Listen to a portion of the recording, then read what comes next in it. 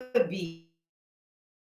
Hello, happy holidays. How is it doing?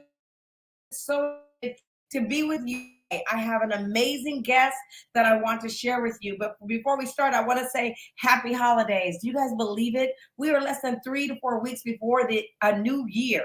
A whole new year. 2022 is here.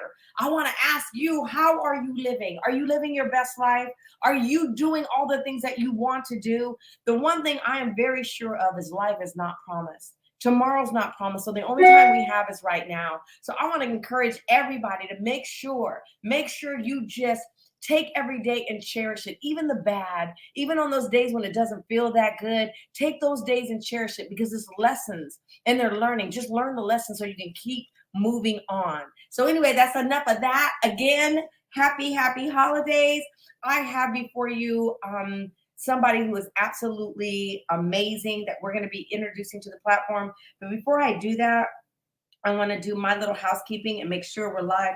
I'm pretty sure that we are, but I just want to make sure I'm going to get definitely a different method for me being able to do this in the future. So if anybody is out there, if you can hear me, please chime in and say, Cheryl, we could hear you. That just saves me a lot of time and making sure that everything and all the technology is working absolutely the way that it's supposed to.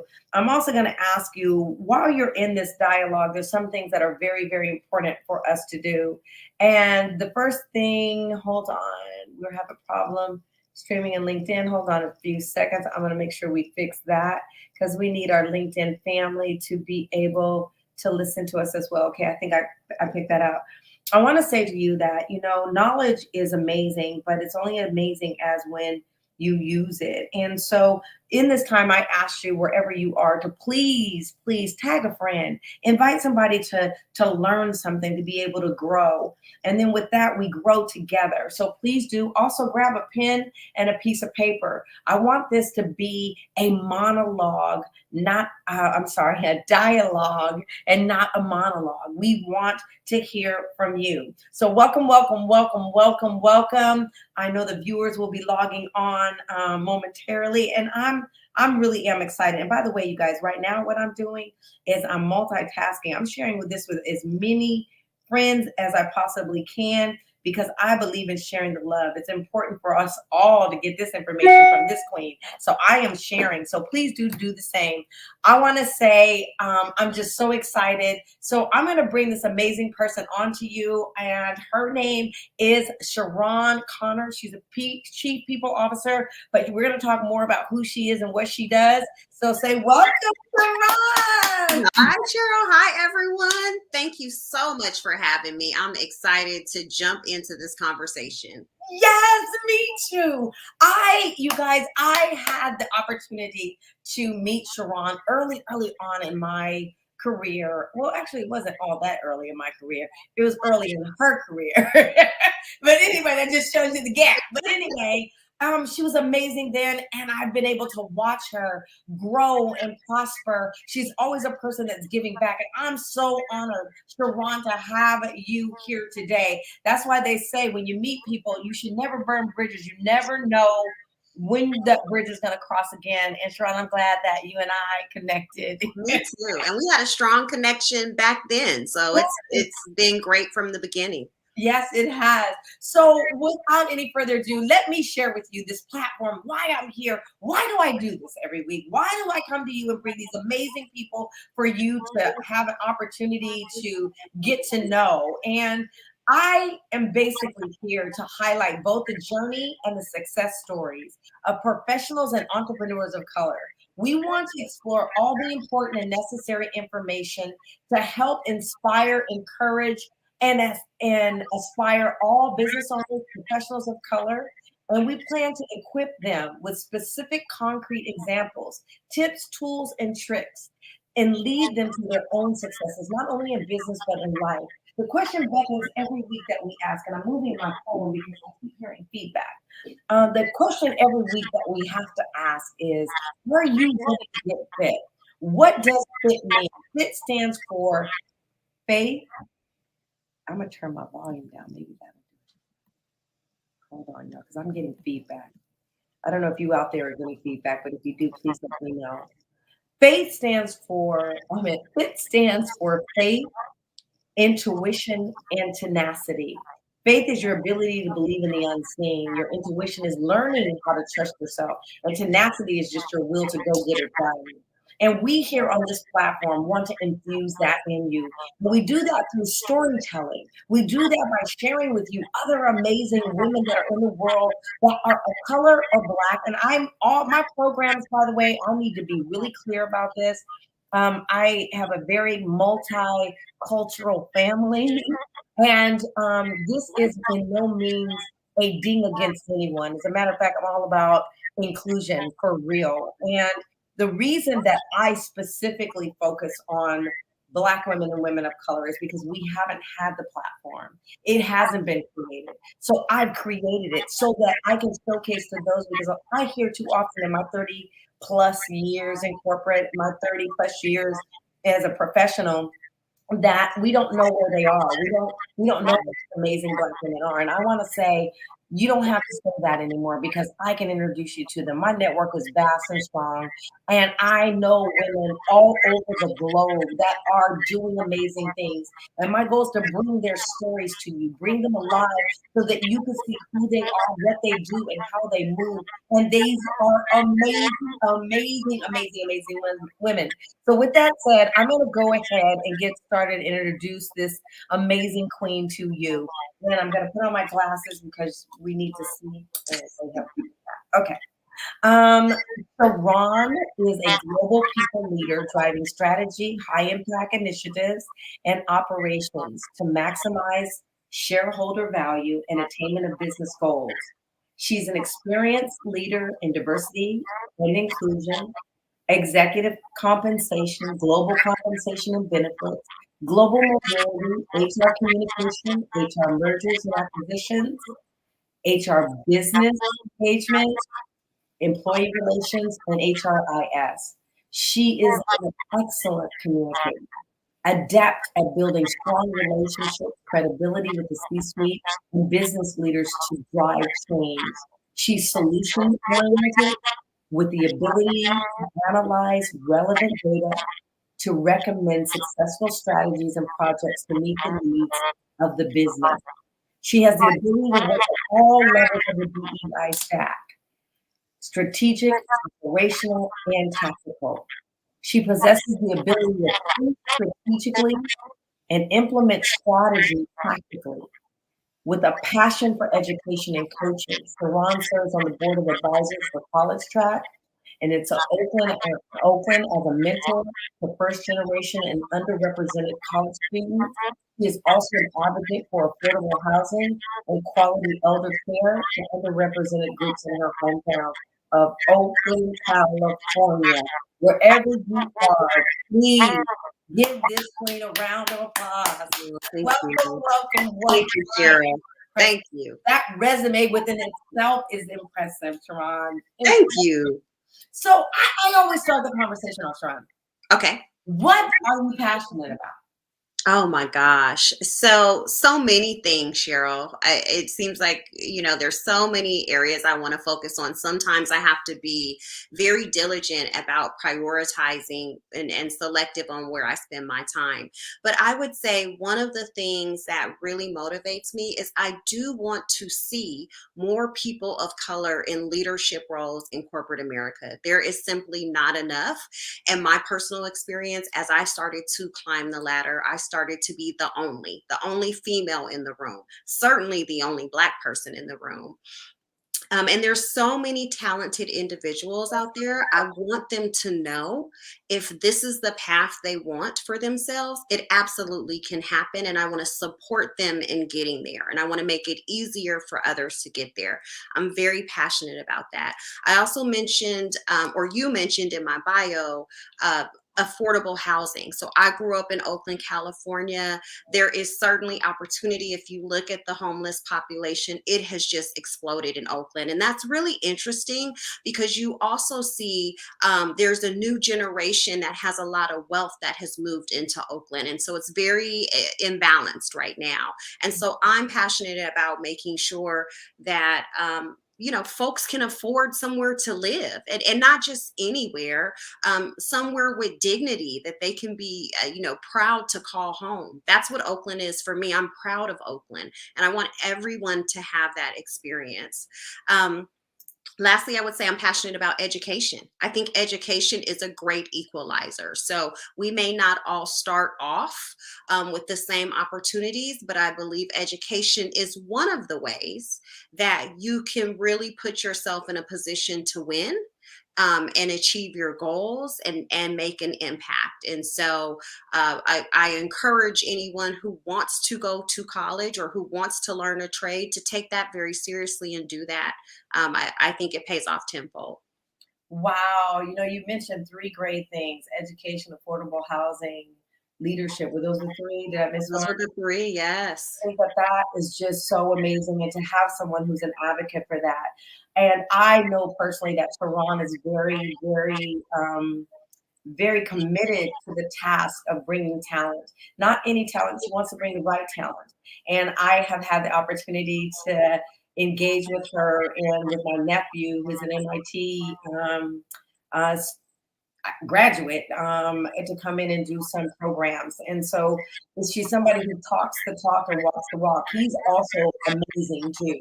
He is amazing. Yeah, his credentials speak for themselves, but I think that we definitely have the resources and the people that are now being put in position to actually do that. I just wonder, Ron, if these things are really important to you, did you always know that you wanted to do, and I'm going to come up going off and see if that will make that uncle sound go away. Did you always know that this is what you wanted to do? I would say I knew that.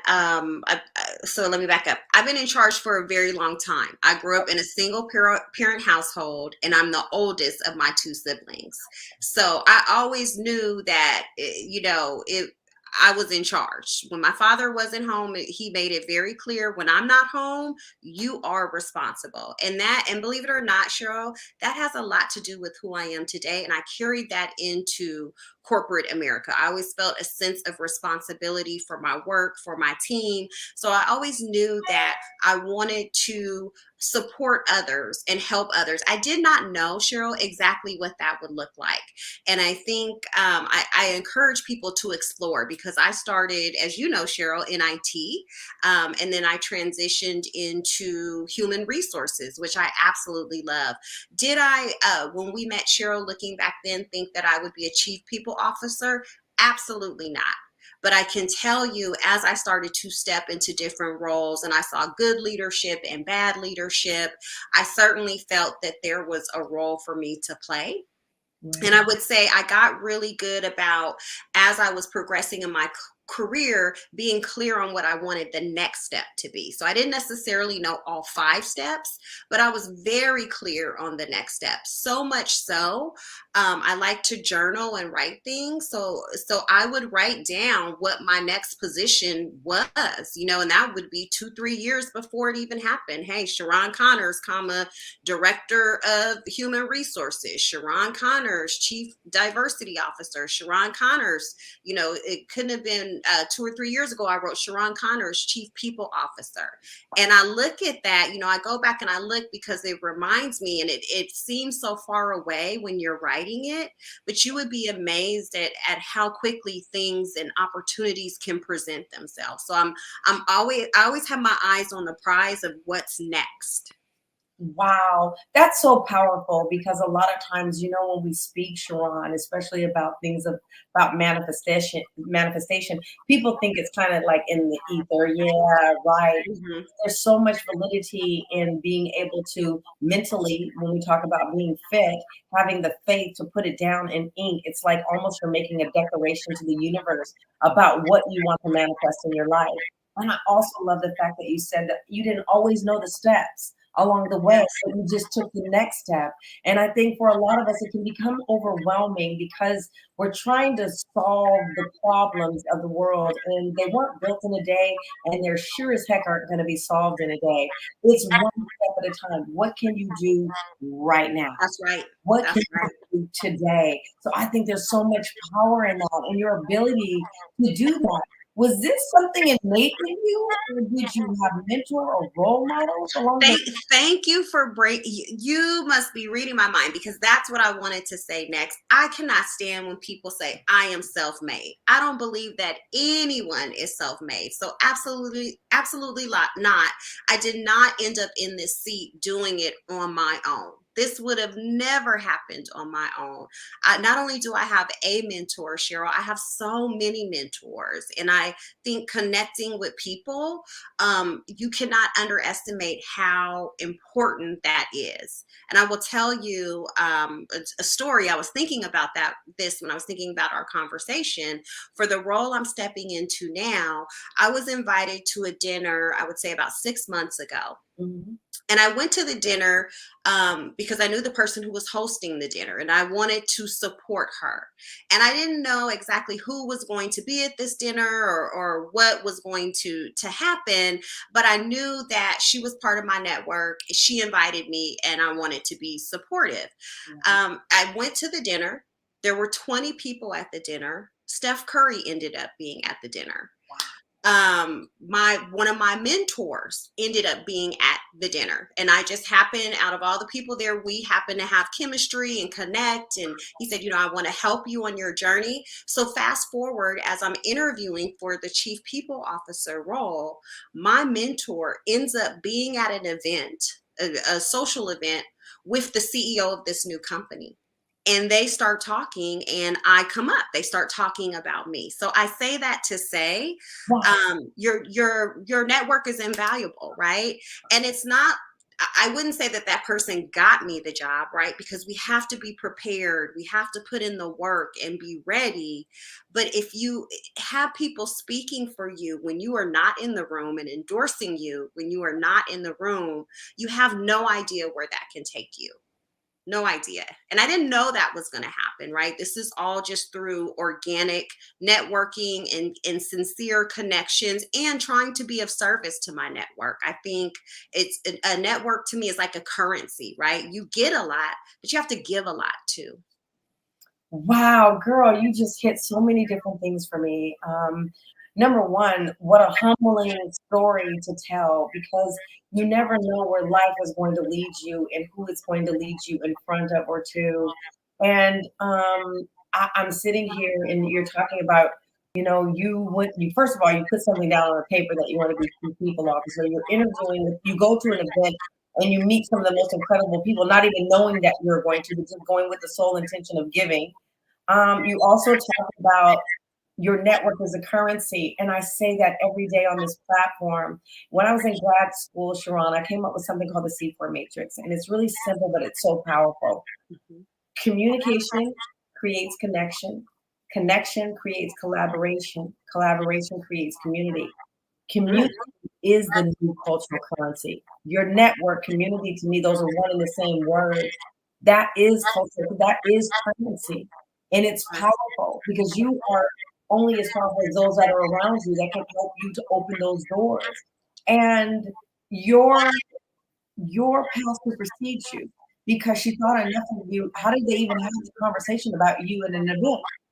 You know what I mean? Like, how, Yeah, it was amazing.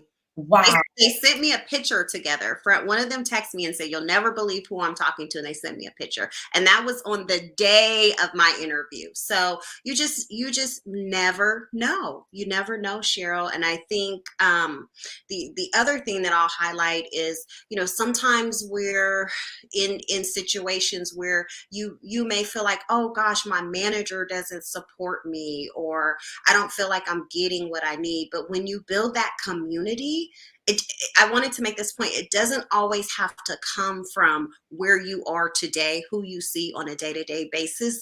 Build that community of people that lift you up, that are like-minded, that you can talk to about your goals, your dreams, what you're writing down on that paper, and pour into them and let them pour into you. And so I say, seek those people out. Don't assume that it's always going to be your manager or your cube mate. It may be someone across the country, but there is value in those relationships and those connections. Wow. Oh my God. And to know that when I first met you and to see you now being in position to really affect change, not that you haven't been, because you truly have. You've been doing this every step of the journey. Even at the time when I met you, you opened the doors for me to get in and talk to IT people that I needed to have a conversation about my products and services. So I appreciate you for that. But those doors and connections were based upon your reputation and the impression that you left on those people, because that was, I don't know how many years ago, but it was a long time ago, Sharon. And my memory of you, and we don't talk every day. I mean, it's been years really since the last time we really had a conversation. And that memory of me of you is that of professionalism, that of giving, that of a person who really does care. The conversations we had were really about caring and wanting to make a difference. And that's very powerful. And I know you're going to bring those qualities and skills to what you're doing now. So, Sharon, you started off, talk a little bit about authorship to kind of give people a sense of your journey, a Yeah. sense of how things navigated from one, when people are starting off in their career, and I work with a lot of millennials, they're at A and they want to be at Z. Mhm. Mhm. And you have done this progression. Um, I want to say to you, what do you find were the biggest challenges in there? Because there's challenges along the way. Yes. And how did you overcome them? You've already given us some nuggets. And so, but how did you overcome it? And if you can tell a story of something that you can remember and how, Mhm. that would be amazing. Yes. So number one, I would say, um, you don't know what you don't know. And so I started my career in IT, and while it was okay, I didn't love it. And so my advice would be, or one of the challenges, is, you committed to something. Do you stay in it and try to make the best of it? Or do you go for what you really want? And sometimes that's a really hard decision to make. And sometimes there are financial impacts to that decision. So when I was at Safeway, Yes. I was an IT project manager, and it was okay, but I didn't love it. I did not love it, and there was an opportunity for me to go to HR as an IT recruiter, which was really my entry point into human resources. And I'll tell you a couple of things. One is, I had an individual that I work with tell me, you need to stay in IT. You'll never make as much money in human resources as you will in IT. And that's simply not true. I will tell everyone, number one, if you're passionate about something, and you put that passion into your work, it's going to show and it's going to pay off. You are going to reap the rewards of that. So that was not true. But then also, I had to take a pay cut, right? And sometimes, it's like when you're shooting an arrow, sometimes you have to pull back to go further. And that's what I had to do. And so I would say, don't be afraid to step out on faith and do something different, course correct, try something new. That certainly for me was a big obstacle. Here it is. I'm professionally trained in one area, but I want to do something else. And then you have to put in the work, right? So it doesn't stop there. Then I had to go back to school to get a master's in human resources, so that I had the knowledge, skills, and ability, along with the passion, to be successful. So that certainly was a challenge for me, Cheryl. Wow. And I love the part about you starting over and willing to take a chance on yourself, because so often we find ourselves on this journey, our career, and we feel stuck and we feel like we don't have options. And you always have options to You make do. a choice that's feeding your spirit. And as a matter of fact, I'd say do it, because we spend so much of our time doing the work that it's so important that we're doing what we are most passionate about, right? Yes. And when you're not, then you tend to not give 100%. And so I really encourage people. That was amazing. That was amazing piece of advice. So, Sharon, you were at Micron, and there, what were your responsibilities while you were at Micron? Oh my gosh, Micron is a wonderful company, and I had an amazing role. I just left a couple of weeks ago, so I was their chief diversity officer, and so I was responsible for ensuring that we were able to attract diverse talent. So in the United States, that's women, that's people with disabilities, that's veterans, that's Blacks, and that's the Latinx community. And so, really working with historically Black colleges and Hispanic serving institutions and different groups such as Inroads. I was a part of Inroads, which takes minority interns and brings them into corporations. So attracting that talent. But then the other piece of that is ensuring when they step in the door at Micron, um, they have a sense of belonging. They are seen, they are heard, they are valued, and they are respected. And the reality is, we know that not everyone has the same experience when they step in the door on Monday morning.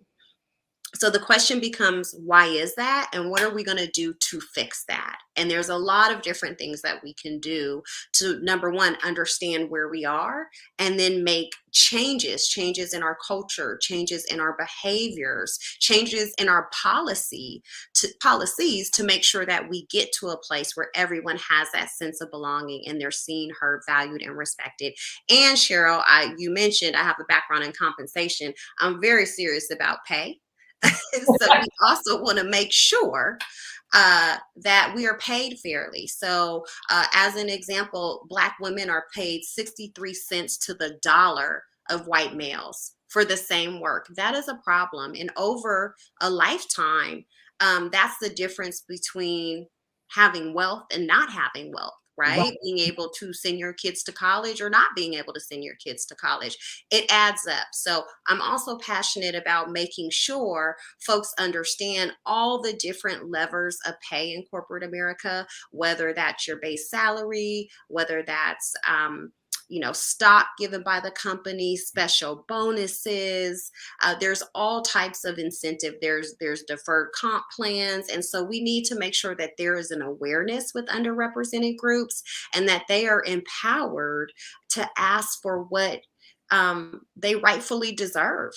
And we need to hold companies accountable. And so Micron was great about that. And they made a commitment to our team members that they would be paid fairly for the work that they do. Wow. I mean, that's a lot right there. Black women are paid 63 cents for every dollar that a white male makes in corporate America. That is a huge difference. It Um, is. wow, wow. And when you stand on that, one of the things I'd like to ask Ron, and can we get real? Can I get real with Of you? course. And this is the question I really have, and I want your perspective. I have mine, but I really want yours. Why is it I was in corporate America 30 plus years? I'm working with millennials that are experiencing the exact same thing that Mm, I was experiencing 30 years ago. yes. Why has DEI not worked, in your opinion? Well, I think it doesn't work when it's a check the box exercise.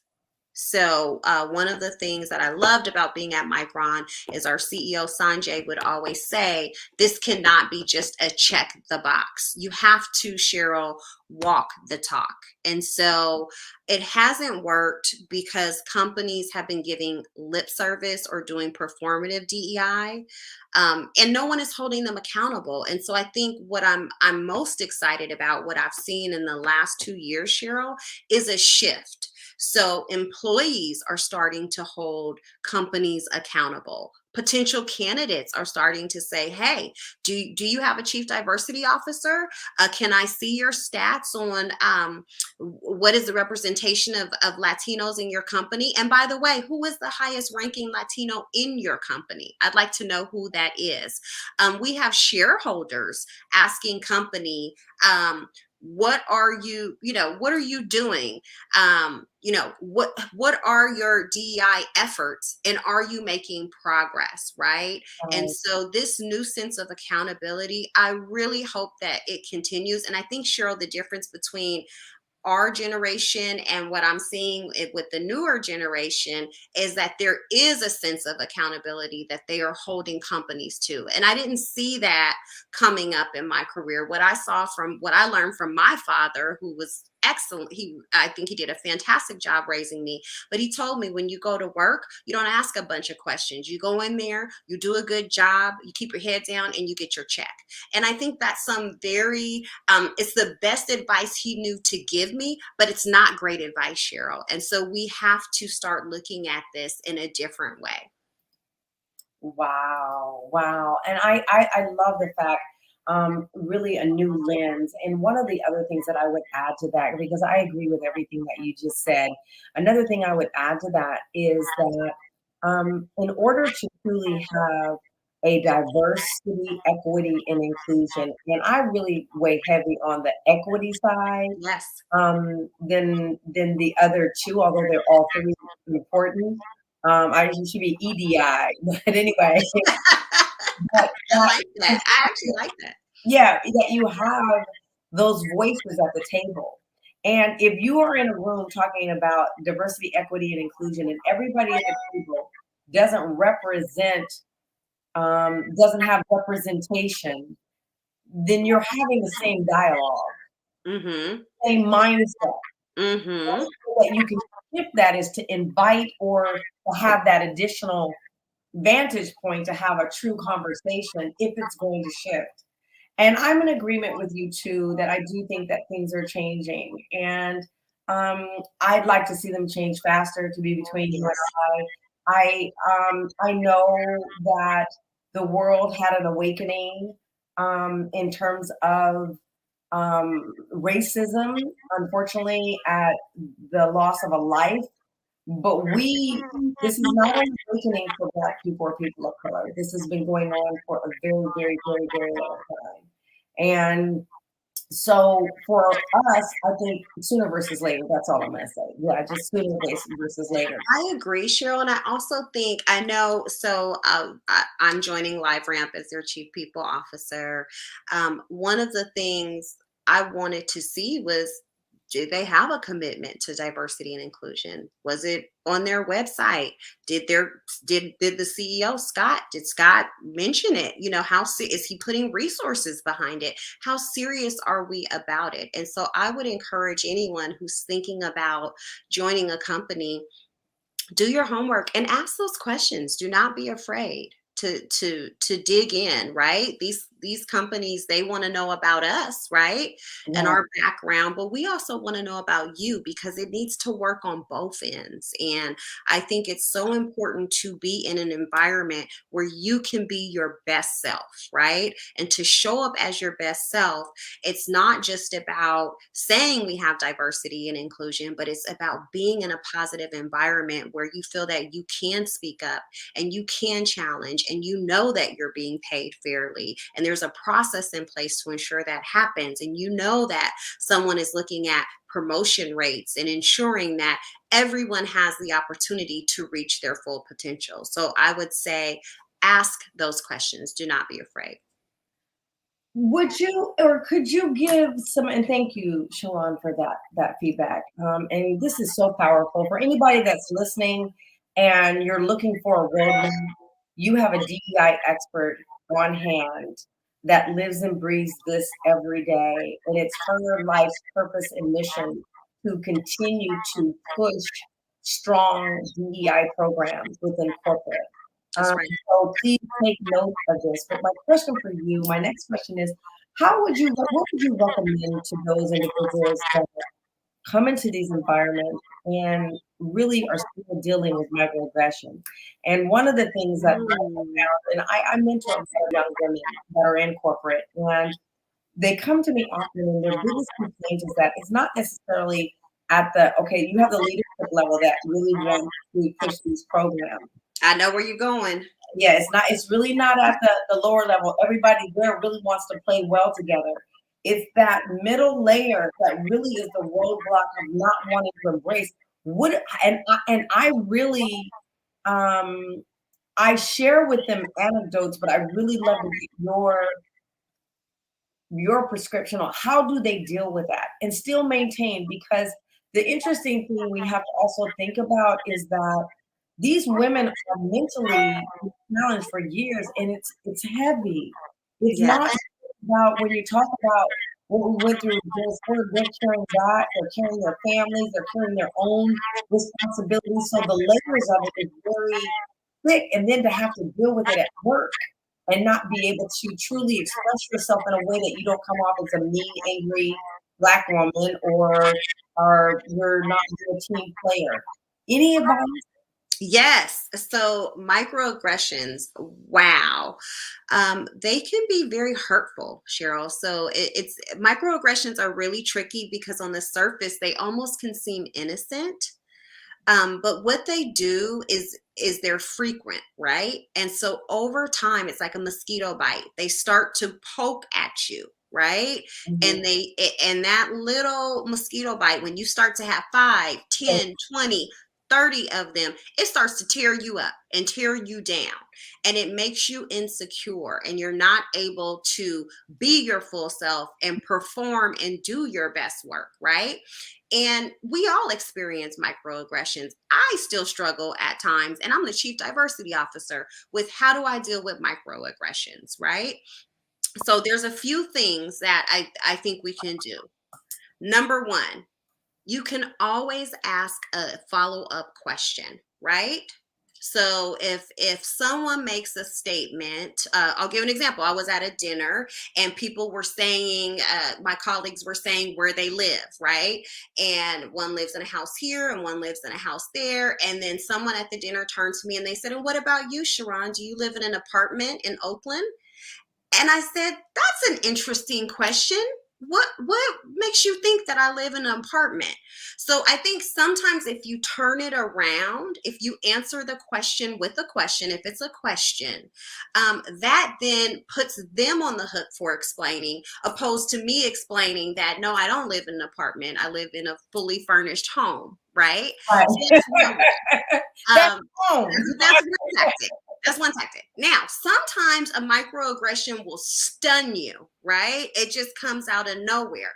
So I Right. want you all to know you don't have to address the microaggression right then and there.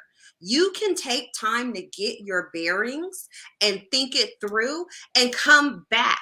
You can go back to that person the next day or the next week and say, "Hey, I want to have a conversation with you. You said something to me and it felt like a microaggression. And I want to explain to you what you said and how it made me feel." So don't feel like you have to address it I in love that instance. Take the time that you need so that you are able to show up empowered how you want to show up. And I think that's important, right? Because even me, sometimes I'm like, wow, that was really shocking. The other thing that you can do is you can enlist allies. So you can talk to others in the room to say, "Hey, I want to have a conversation about something that Jennifer said to me and it made me feel uncomfortable. And I would appreciate it if this happens again, if you could support me in this, because next time I'm going to make a comment, right? Or I would love it if you would show up for me. You say you're an ally, right? You say you're a diversity and inclusion ally. It would be very helpful if you would show up for me in this way." I think the other thing you can do I love is you can go to human resources and say, "Hey, I'm experiencing microaggressions, or I've noticed we have a culture of microaggressions. What are we doing as a company to make sure that's not getting in the way of us being innovative or getting in the way of us being profitable as a business?" Because we certainly want an inclusive environment where everyone is able to put their ideas out there freely and be respected. So those are just a Oh my, few those were ideas. all good. Oh my God, those were so good. I think that what you did in this moment is give individuals permission to take their power back Hmm. and not respond, because things sometimes come at us, like you said, those little mosquito bites that at first is nothing, but after you start doing it, then it starts to hurt. So when it It hurts, does. ouch, like Yes. that's your response versus taking a step back. Yeah, it did, but asking a question with a question. If that doesn't work, taking some time out and go heal and put some ointment on Yes. of it, scratch it a little bit, not too much, and then come back and be able to have a conversation with that individual that challenges them. I love those. And I think as we begin to aspire to, for those of us, because there are a lot of women that are leaving corporate by the droves Hmm. because of DEI not working. Our generation, I feel like my generation was a generation that, I was told, put your head down, work hard, and it Yes. happened. Exactly. And that wasn't the truth. That's how I was raised. But these younger women that I'm talking to, and by the way, when we say younger women, I'm talking about millennials, they are the majority right now. They make a majority of the population. The average age right now is close to 49%, is 26.7 years old.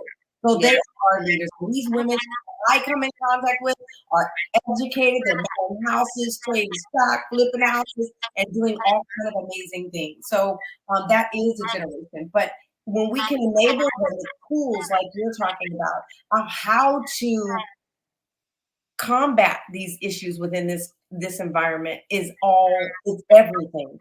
Now And we Cheryl, those, I just want to jump in here because those microaggressions, it's not just at work, right? It right, is all around. So this is something we're going to have to equip ourselves to be able to deal with and help each other with this. I was just at the Cheesecake Factory the other day with my husband, and there was a gentleman sitting next to me, and he was talking about the Year Up program to someone else. And I said, oh, I'm familiar with that program. That is a wonderful program to bring talent into the organization. I'm a big advocate. And he said, oh, that's great. Are you an executive assistant? And I said, no, I'm not, I'm actually an executive. But I know fabulous executive assistants, and I have a lot of respect for that role, and I'm happy to introduce you to some.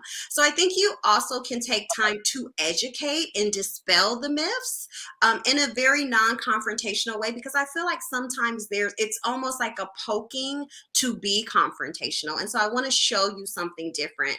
And Cheryl, I hear you when you say that folks are tired, right? yes. I get fatigued at times, but at the same time, I want to make a difference. I want to make an impact. One of the reasons that one of the key drivers of me deciding that, hey, I want to step into this chief people officer role is I want to own and shape the culture so that everyone has a quality experience on Monday morning and they step into the office saying, this is somewhere that I want to be.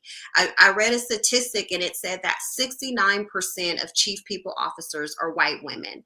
And there's nothing wrong with white women, but there is something wrong with that statistic. And so it's going to take all of us to change it, right? And we know that diverse leaders hire diverse talent. That's just the reality. So I think as fatigued as we are, I want to encourage you all to keep going and to build that community and that network, because I believe that's how things will change. I love the fact that you just said that the statistic that of white women that are a majority of them are in those roles, but it's not making white women wrong.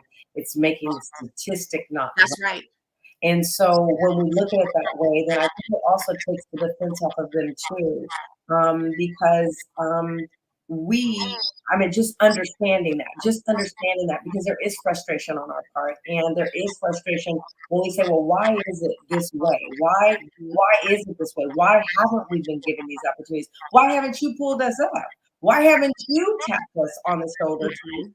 And I think a lot of that also too has to do with people and I don't think that it's done always maliciously, but people hire people that look like them. People seek That's out a fact. people that look like them. So it's almost it's a human behavior. It But if is. you change it, then the thing repeats itself. And we say the definition of insanity is to continue to do the same thing but expect different results, right? Yes. And it's so true, Cheryl. It is called the similar to me bias, right? So everybody wants a mini me. I, early in my career, used to hire mini-me's. It's probably one of the worst things that you can do because you need someone to balance whatever your crazy is, right? We Right. all have things that we excel at and we all have areas of opportunity. But if you're hiring a bunch of mini-me's, you're not going to get that balance and you're going to get groupthink. And so we know, again, diverse leaders hire diverse people. Now, there's an opportunity, and I do think this is for D&I leaders to do, and that is to help folks see that bias, right? Hey, did you know you have a similar to me bias? Let's talk about that. Let's get some diverse candidates in for you to look at, and let's jot down what are the qualities that we're looking for, and let's make sure we're holding true to that, because I want to help you through this because it's going to make your team better and it's going to make you better as a leader. So I do think it's important not to come from a place of judgment, but to really help folks to have a growth mindset and to make that change. Because when you help people to make that shift is lasting and it has a ripple effect. I agree. I agree. Oh my gosh, Ron, you are amazing. And I see why your new company picked you up really quickly because you are going to definitely be making a difference. Alicia Marie said, what I noticed is that companies that hire DEI leaders at the C-suite level, they rarely have influence or decision-making power. In order for DEI to make a positive impact in corporate America, DEI has to be a part of the company's mission and vision. C-suite leaders need to allow their DEI or chief people officer to lead and make key decisions in implementing a robust diversity plan. You agree with that? I want to say amen. And I know, Alicia. So thank you for joining. First of all, I'm delighted to see you here. But I absolutely wholeheartedly agree. And so right now, what's interesting is there are so many diversity and inclusion leadership roles out in the market now. Everyone is looking for someone to help their organization move forward in this space. But to this point, in order for that person to be successful, there's some key things they need to know. Number one, they need to know that they are going to have access to the CEO and they are going to be part of that leadership team, meaning they're going to be in the room when we're having quarterly business reviews. They are going to be looking at our annual report and adding content. They are going to be able to meet with the board of directors, right? So at Micron, I attended the board meetings, right? And reported out. And so you have to ask those questions. And even if you're a candidate interviewing, right? What does the board think about DEI? Where do they stand? What does the CEO believe? But they do need to be empowered and they need to have a seat at the table and they need to have a budget. You have to fund diversity and inclusion just like you would any other business initiative.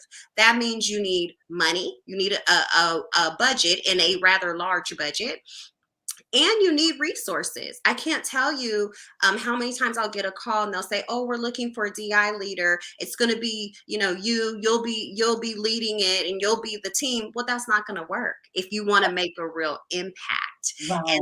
so I wholeheartedly agree. And I think companies understand this now, at least savvy companies. So ask those questions. Wow, wow. You are amazing. You are so amazing. Amazing, amazing, amazing. So Alicia has another question. Thank you, Alicia, because the questions are truly what makes this platform click. It really does. Mhm. It enables us to get deeper in conversation so that we are providing anecdotal ways in which to overcome these issues. How can Black professionals entering corporate start their careers successfully? The reason I'm asking this question is because Black professionals are not given the same training and mentoring opportunities as their counterparts. Yes, so I would say number one, that's a problem. So I would say challenge your organization to make sure folks are getting the same training and part and access to mentor programs. But again, I'll go back to nobody is self-made. Most companies have employee resource groups, and most of them have a Black employee network. I would say join that immediately. Because what that's going to do is it's going to give you a network within the company and it's going to connect you with people that you would never see in your day-to-day role. And that's what you want to do. You want to expand your network. And I can guarantee you within that group, you will find a mentor. Another thing that I think is important, I think it's great to have a mentor within the company, but I also think there's value in having a mentor outside of the company because they can give you that outside in perspective because they're not living it. And you can be very candid with what's going on, right? And Yeah. so I would encourage you not only to look within, but to look without as well. And then, you know, one thing that has worked for me is I don't look to the company to chart my career. Now, some companies are great and they will do that, but I will tell you, when I got my HR certification, my father and I split the cost. It was $1,000. I didn't have $1,000 at the time. I said, Dad, can you pay 500 and I'll pay 500, and then, I'll turn around and give my 500 to my sister who was in HR, and then she got her certification. That's how we did it. So we didn't necessarily depend on the company to do it. So I want to encourage you all. And sometimes it seems like a big sacrifice, I know, but there is no better investment than an investment in yourself. So if you have to borrow it from someone, if you have to get a personal loan from the bank, I promise you, if you put in the work for those programs, it will pay off. Not only with just what you learn, but the people that you will meet when you're going through those programs. So again, that network, right? You're going to be in there with all those other people in your industry. You want to be connecting because all those people are going to different corporations. Wow, Sharon, you are giving tactical ways in which people can truly navigate through corporate America. And I thank you for that because it's not only needed, it's necessary. And I know that one of the things that I'm a very stickler of I do DEI work myself, and I work with a lot of companies. And one of my biggest challenges when you go out and hire these amazing people and then you put them into environments that are toxic, it's really hard. That's why they're leaving because they can't sustain that. And the environment has to be conducive to Yes, it does. it has to be, or else over time, it may last for a minute, but your investment, and it does cost money to bring that person on board. There is a cost associated with doing the training and them taking up space within the organization. If you do that upfront training and that upfront development and that upfront, including building out your ERGs and making sure they have a place or a resource to go to, it will save everybody in the long run. Do you agree? Oh my God. Yes, I agree. And the stakes could never be higher with the great resignation. So absolutely companies would be foolish when we talk to talent. One of the top 5 things they're looking for is a inclusive environment. And so if you put in that time, that investment, absolutely it's going to lower your attrition rate, right? You can't hire your way out of bad attrition. And no company wants a reputation of being a toxic company. So I absolutely agree. I'm so thrilled. I am so excited. And the company that you have decided to join to become the chief people officer puts you in charge. And I'm so proud of you for that. Why did you choose this company, Sharon? Oh, thank you for asking that. So I am so excited about this opportunity. I stepped into this role because again, I want to shape the culture. I really believe that culture is not what you say on you do on a website. It's what you actually do. It's the experience that your team members have. And when I talked to the CEO, Scott, one of the things he said to me, I cannot believe this. He said, we were at dinner, and he said, I want every employee to live their best life. And I said, live your best life, because we say that, right? And he was like, yes, I Wow. want them to reach their full potential at work, but I want them to be able to be a full person. I want them to be able to spend time with their families. I want them to have time for wellness and mental health and to be able to exercise. I want them to be givers and be out in the community. I want every single team member to be the best possible version of themselves. And then we talked about ourselves, right? And the opportunities that we have. And, he said, I need to get back in the gym. I said, I do too. I said, we can do it. We can all do it together because we all have areas that we need, that we know we have potential to do better. And what greater opportunity for a company to be a catalyst and helping someone to reach their full potential, but in every aspect of their lives, and to make time for that, right? We can say wellness is important, but if you don't make time for it, is it really? If you don't give your team members time. And so that commitment and that vision, I felt that vision was something that I could support and that I could help bring to reality. And that is why I took this opportunity. Oh my God, now you speak in my love language, because being fit, while people, it's a play on words because I am talking about physical fitness, but just as much as physical fitness, there's mental agility. And I'm going to Yes. say that you cannot even begin a regimen, or you'll begin it, but you won't stick with it if you're not mentally committed to it. So fitness is about being mentally first, and then you will do the steps that you need to make sure that you consistently contain it. And I can tell you, your health is your wealth, because That's without right. it, you can't do anything. So I'm all about fitness. We do fitness challenges on here. I invite people all the time. Sharon, I'm inviting you. You want to join my fitness challenge? You can do it from home, right? You don't even have to leave your home. You can definitely do that. Yes. It's a commitment. We also, I have teamed up with an organization called DAM Sports, and DAM stands for Dynamic Athletic Movement. But it is also a community. Again, we talked about community. It's about being around like-minded individuals. Going to the gym on your own is much different than being in a community that's Right. cheering you on and counting on you, and you're held accountable to what you're eating, what you're drinking, how That's you right. are truly taking care of yourself. And I can tell you, when you commit to a real physical regimen where you're consistent with it, it'll change your life. Just your decision making, how you That's right. all of the above. It really That's does. right. Iron sharpens iron, and you're absolutely right. And I can't tell you how, we all know we've all had successes in our career, right? And we all know how amazing that is. But imagine if you're doing that across the board, right? You're successful in your career, you're eating right, you're exercising, you're giving back, right? You're mentoring in your community.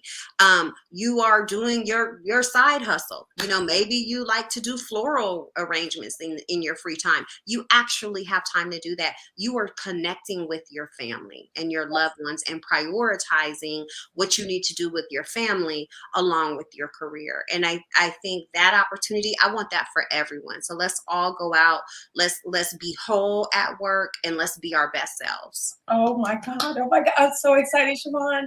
I think the world of you. And like every week, time just flies. And we only have about 3 minutes left. But my first question to you is, how can we support you? Wow, that is a fantastic question, Cheryl. So I would say number one, send me candidates to Live Ramp. It is a fantastic company. We are hiring. So send me, if there's someone in your network that is looking for a role, we're looking for great engineers. We're looking for HR folks. We're looking for salespeople. So send me your candidates, and we are focused and we are committed to diversity and inclusion. So send me all candidates, and make sure you tap into your diverse network. I would love that. I love to read. If there's something going on, it doesn't matter if it's in the HR space or not, but I'm on LinkedIn. Please connect with me because I want to continue to grow my network. And if there's something you read and you think, wow, this is amazing, this is crazy, that woman, she needs to know about this. This would be important to her mission and the things that she's passionate about. Please let me know. Oh Please my send me God. those Did you people. guys hear that? First, you heard it here right on Fit Live. Sharon offered to you, if you're looking for opportunities, she's hiring. So please, and it is, and the name of your company is Live, Live Ramp. WRA. LIVE capital RAMP. Live Ramp. Ooh, and I put a And W. we are a tech company. So we are doing big things, and we are innovative. We are positioned well in the market. And again, we want our team members to be their full, authentic selves. So I have one more question. I have 1 minute left. So I'm going to keep you to true to plan. I just want to do a couple of announcements. I'm going to ask you the question. Don't answer it. I'm going to ask you the question, and then I'm going to make a couple announcements, and then I'm come back and you can answer the question. Okay. Okay. So this is what I want to say to everybody. You have LiveRamp. There is a website. Go in and check out jobs or opportunities. And as she's already indicated, tap into her on LinkedIn. I want to say if you can give one piece of advice, Sharawn, one piece of advice. You've given so much today, but if you can give one piece of takeaway advice to my platform, what would it be? Don't answer it. Now what I want to say is, everybody, this is amazing. Is she not fire? Y'all better give it up. I don't care if you watch it now or later. Give it up for her. This is what this is about.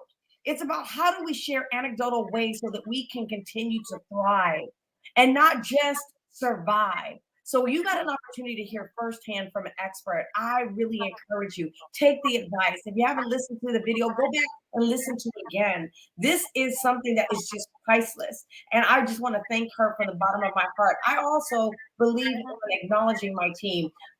There's no I in team. I can't do this work. I have a group of individuals that literally support me. And these individuals are already queens and kings in their own birthright. They're working full-time jobs within corporate America, but they're so committed to the work that I'm doing, and they so much want to see me succeed that they're here to support me. And these individuals that I have been working with on my team, I want to say to them, thank you from the bottom of my heart. Thank you. Thank you for committing to me. Thank you, Ebony. Thank you, Zai. Thank you, Jazz. Thank you, Joelle. Thank you, Shantae. Thank you, Jonte. Thank you, Dejan. Thank you. I hope I didn't leave nobody out. I hope I didn't. Thank you to all the individuals that show up. Thank you to my daughter, Dama, who does my makeup every week. Doesn't she do a good job, y'all? She's really good. If you ever need a makeup artist, tap in, and I will definitely connect you to her. But I want to thank all the amazing people that I'm surrounded around that continue to support me. Next week, we are going to be interviewing one of Bay Area's very own legend, Mr. Dwayne Wiggins, Tony. So please show him some love and chime in. I can't wait to talk to him from an entrepreneurial lens, as well as just his journey through his music career and Grammy-winning career. So please do tap into that. And I just want to say to each of you, thank you. Thank you for showing up each week and supporting me. Thank you for the email message, text messages. You respond to my posts and saying, Carol, this inspires me. I have one goal. My goal is to reach 50 million women. That is my goal. I have a platform. FIT is actually a curriculum. And that curriculum that I teach is what empowers women to take their career to the next level. And I firmly believe we have to do it mentally first. So FIT is all about being mentally fit. And I go through step by step of how to apply anecdotal ways, just like Sharawn has shared with you today. Then we take it a step further and we have the C4 matrix, which teach you how to build a network, because those two combined can change your life and your world. So I want to thank you for those who participated in my program, those who will be participating in the future. And I just want to say thank you from the bottom of my heart. And it is Giving Back Tuesday just passed. We are doing a launch for my foundation, the Ekm Foundation, which is named after my grandmother, the lady over there. And my great-grandmother, my grandmother are there. Her name is Esther K. Mim, and I named it the Ekm Foundation. And it's a pretty powerful organization that we're building.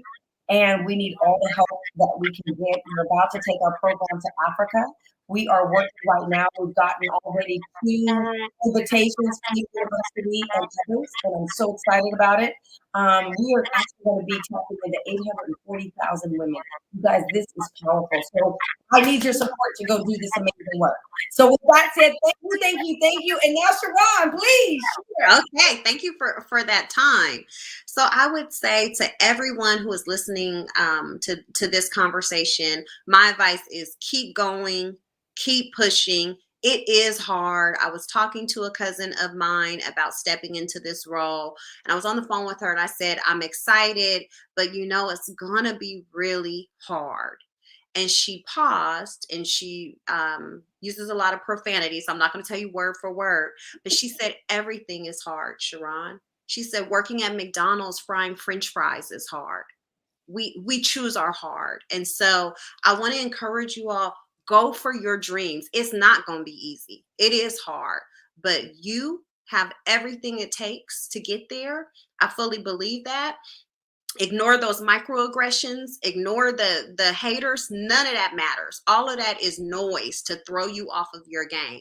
Keep pushing, keep going, and know that you have support. I'm rooting for you. Cheryl's rooting for you. There are so many people rooting for you. So please keep going.